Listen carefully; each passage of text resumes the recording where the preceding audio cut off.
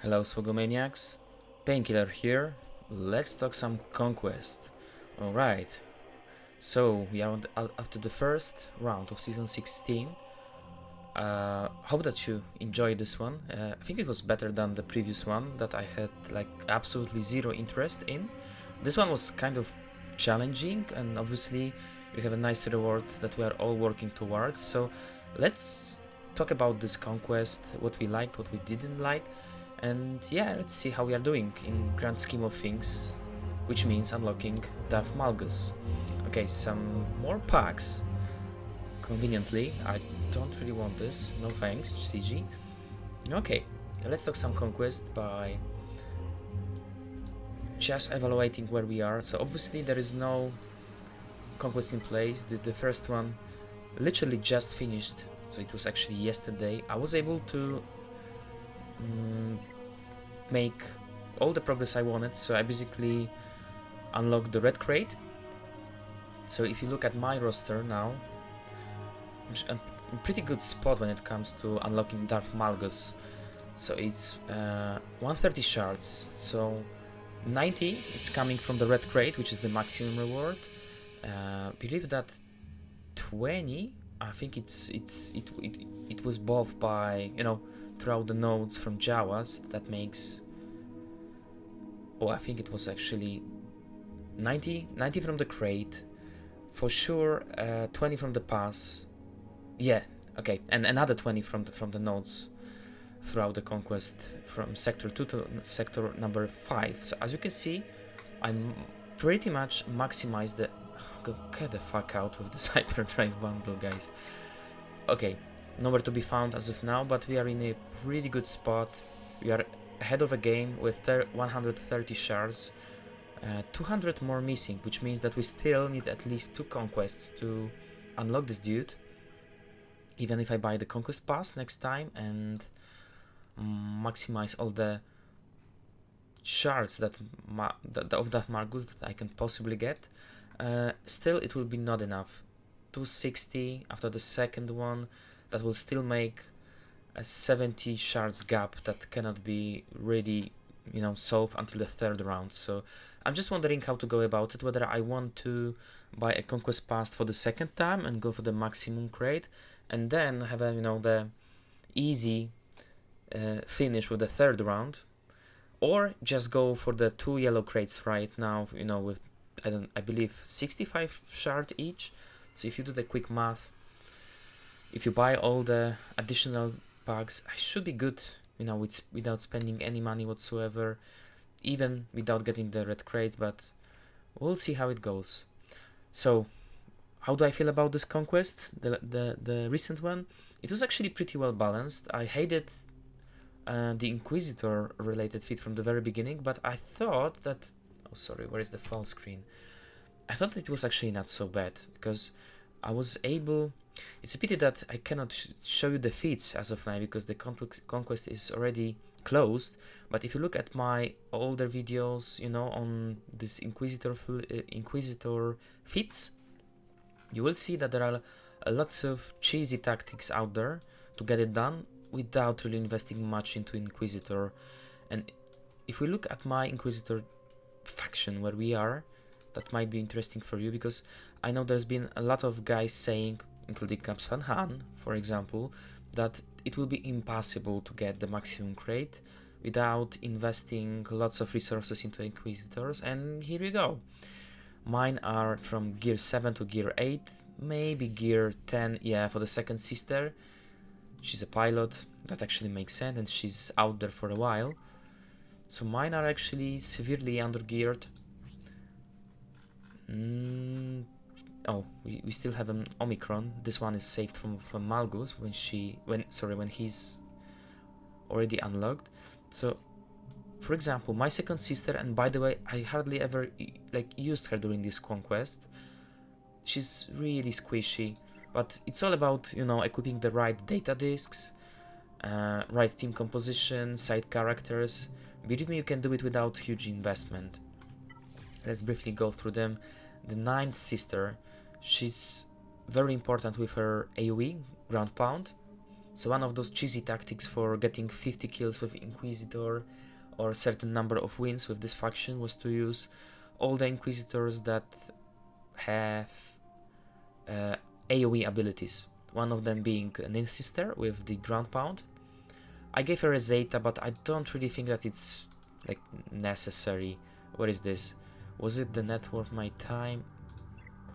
Oh, maybe I haven't. Wait a sec. Did I use the... Yeah, there is a Zeta in there. Where is it? Ground pound, probably.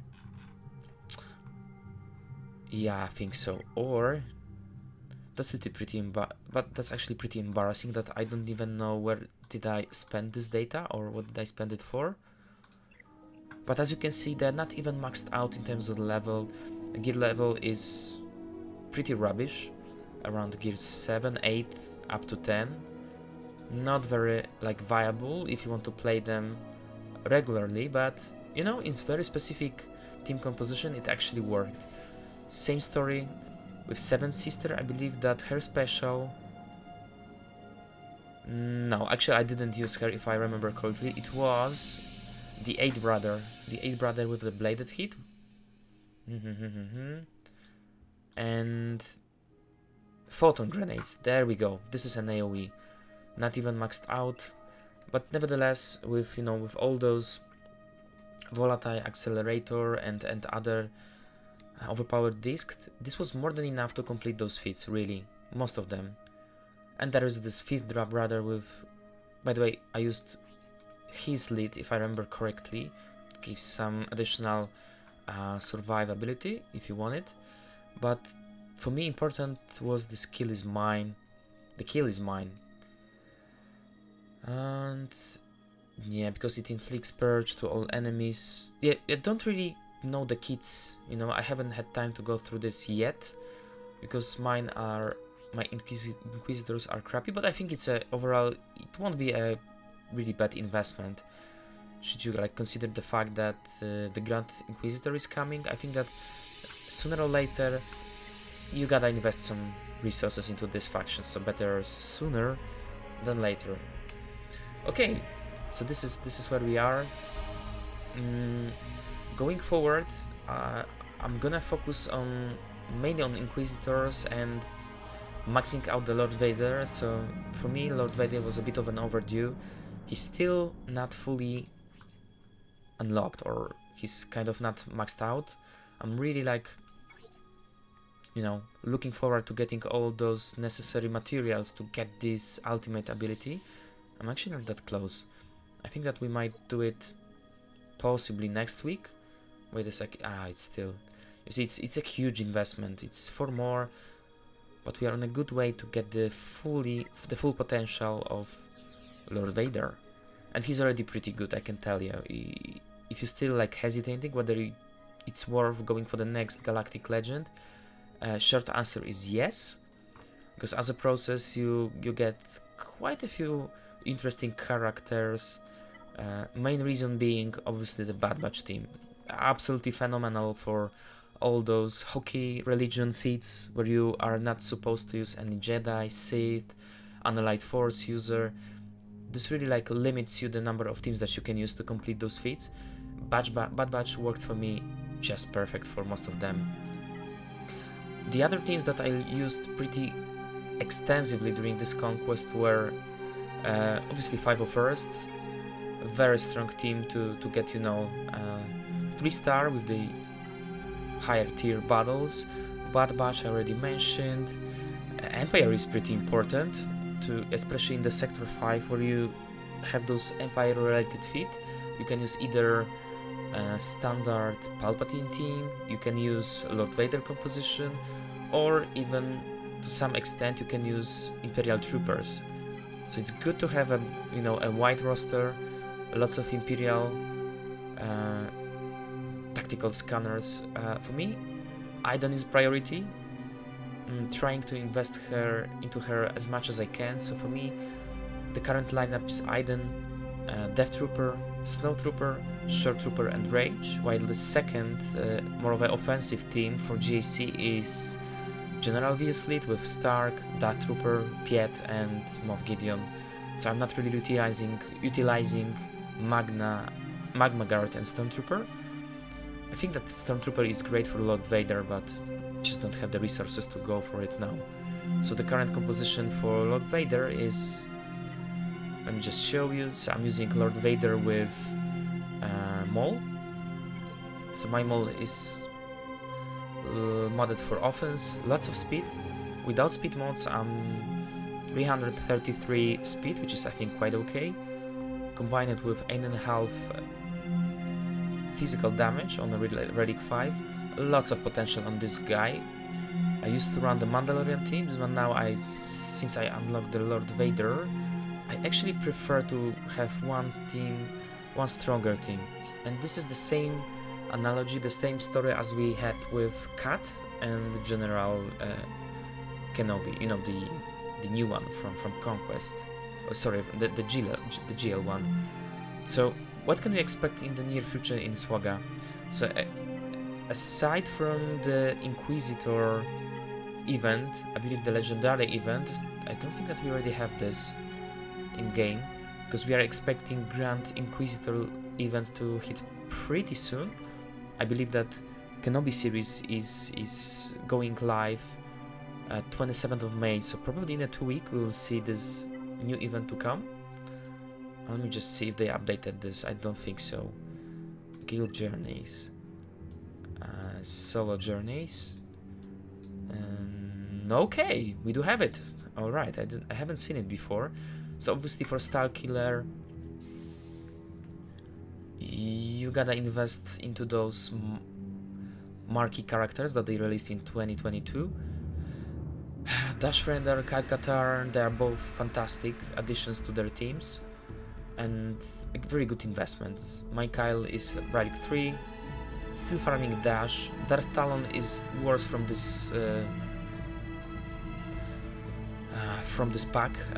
I don't really see lots of viability other than, you know, giving more speed to already like very speedy Sith Empire team. So we'll do this Relic 5, but at the very end when I have all other characters unlocked to R5. Mara Jade is phenomenal character with Empire, we all know that. So it's already like a pretty good investment, so you shouldn't really hesitate. If you have resources to dump relic materials into these characters, just go for it. But what's coming up next? Coming soon is this Grand Inquisitor, which is a big question mark because we don't know the kit yet. But what I expect, it should be a typical legendary unlock. Not very tough, you know, to go through, but you know the requirements are pretty steep. It's all Relic 5 at minimum.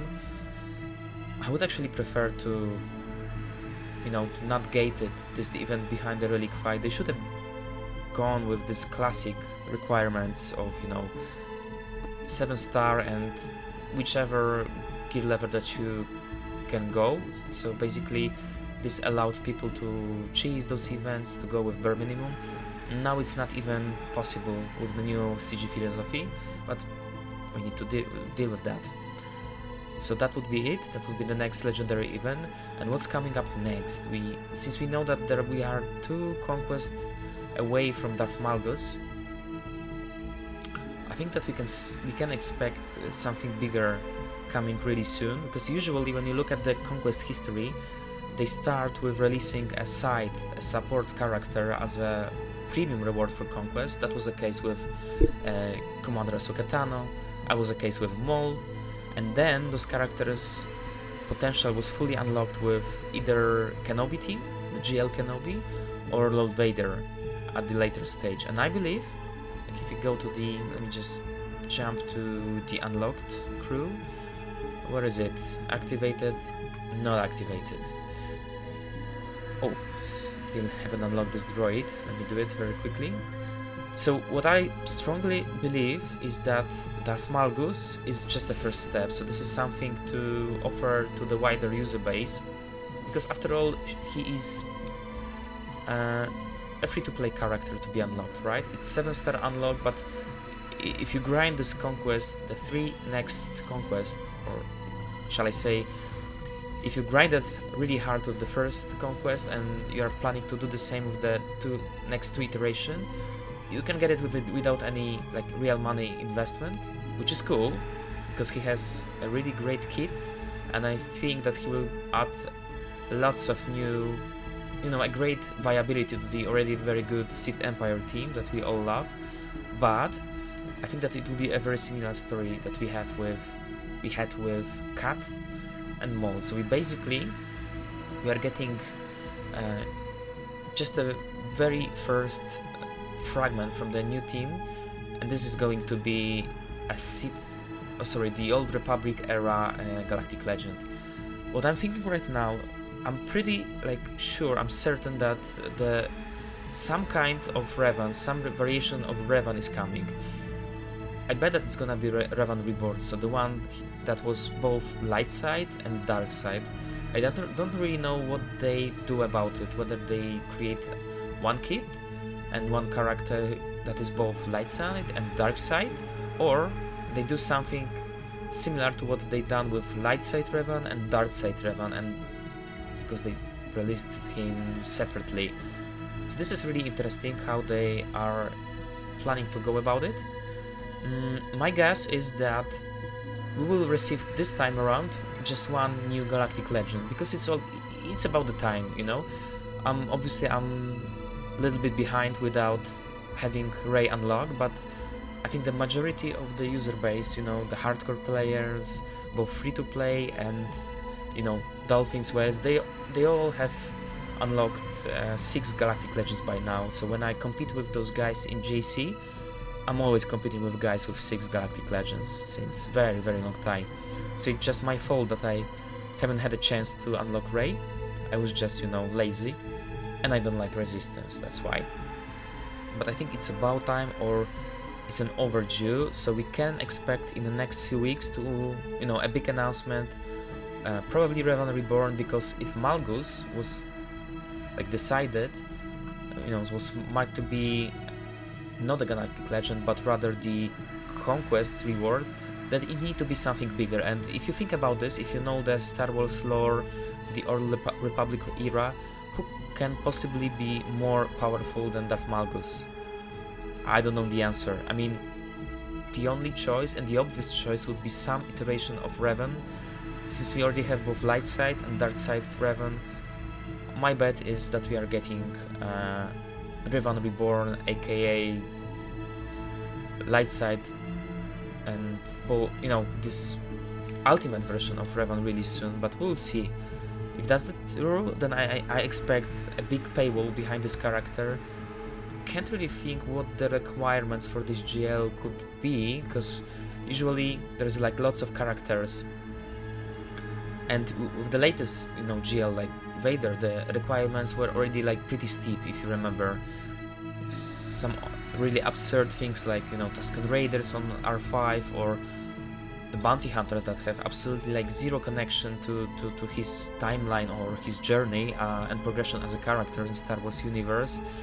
So honestly I don't know what to expect. I can only expect lots of gear 8, 9 and possibly gear 10 to unlock this new Galactic Legends.